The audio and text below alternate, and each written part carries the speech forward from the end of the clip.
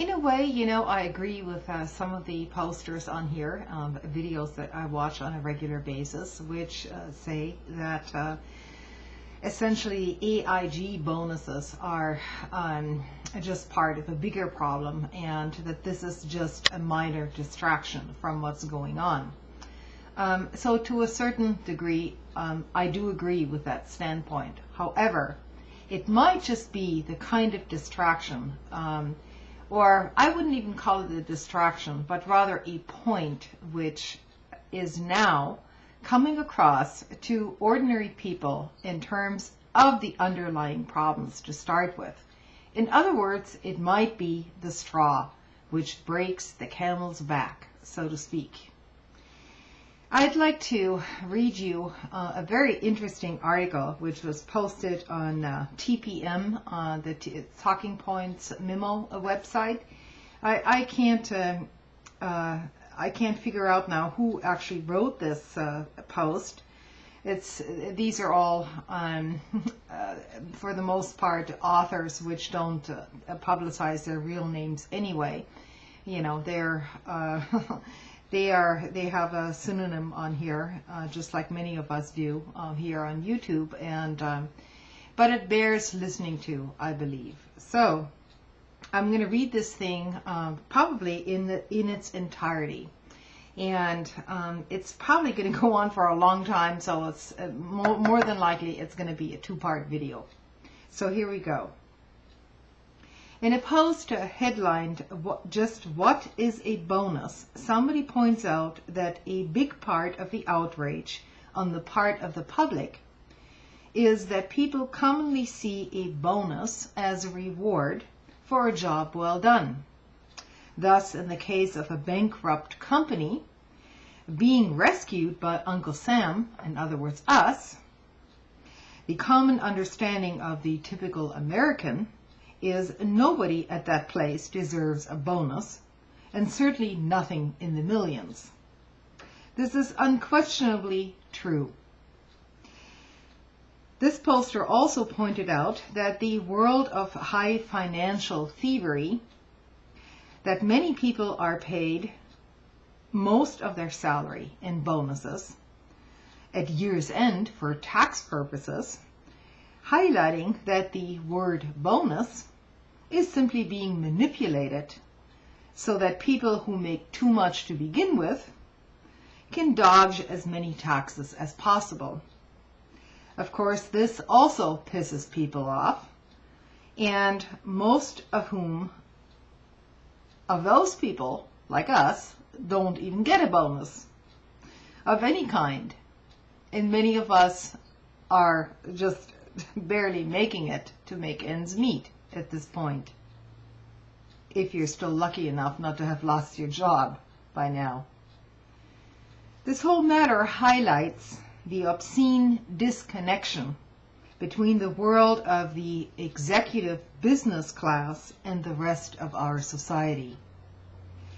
We have all known for many years now that people on Wall Street and those who are in the executive ranks in huge corporations make astronomical amounts of money. Now that government involvement is giving the public a much closer look at what goes on in the business world, the revulsion and disapproval of how business is done in this country grows on a daily basis. And I think this is extraordinarily healthy and long overdue.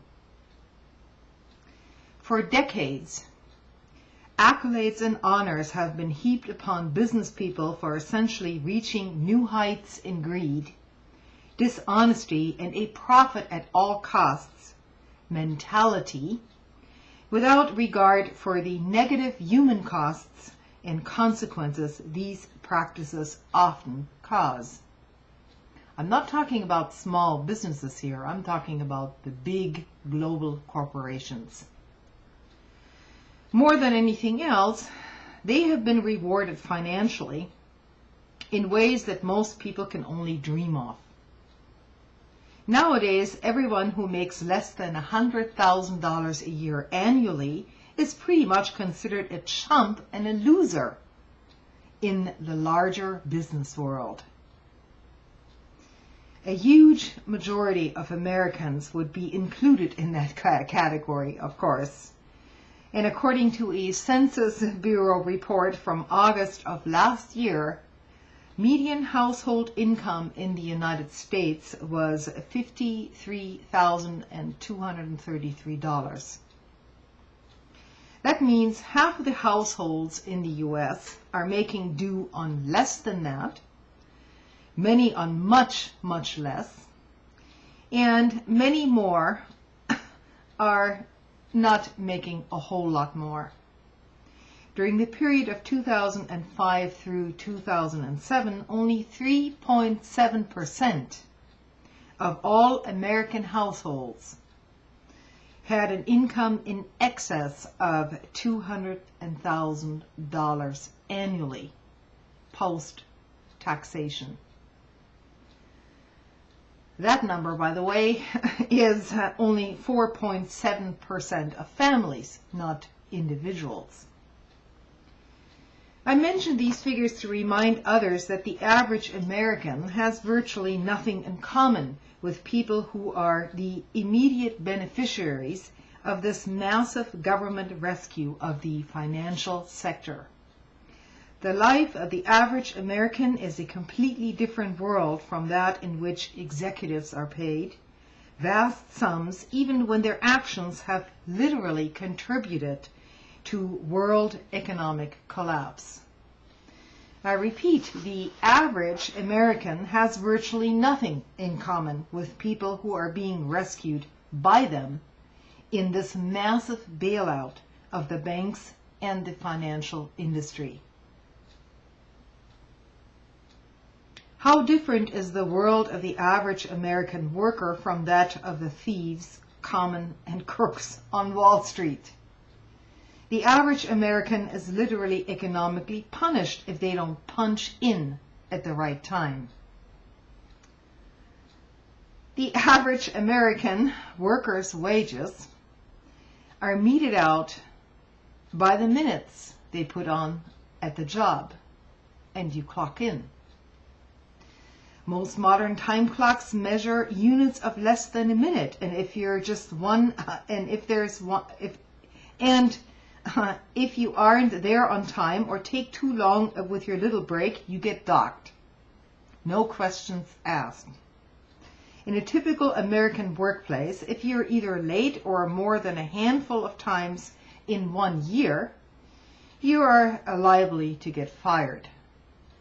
Which, of course, if you're being irresponsible on the job to begin with and you don't care to come in, then, of course, that is justified. However, the average American is also subject to termination at any time, protected ostensibly by state and federal government regulations, but in reality has none of the teeth that the big employers have.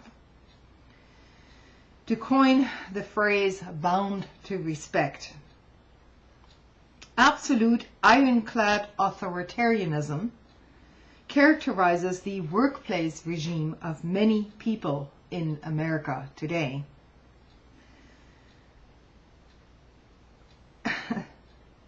Anyone who works in the real world or remembers what it's like once you escaped it understands that employers rule the roost in absolute fashion, and in the typical American workplace, workers are routinely treated quite poorly, improperly disciplined, and terminated, subject to all manner of restrictive rules that are often harsh and that do not allow them to attend to personal family responsibilities or anything outside of the workplace per se, even though the culture seems to dictate family values.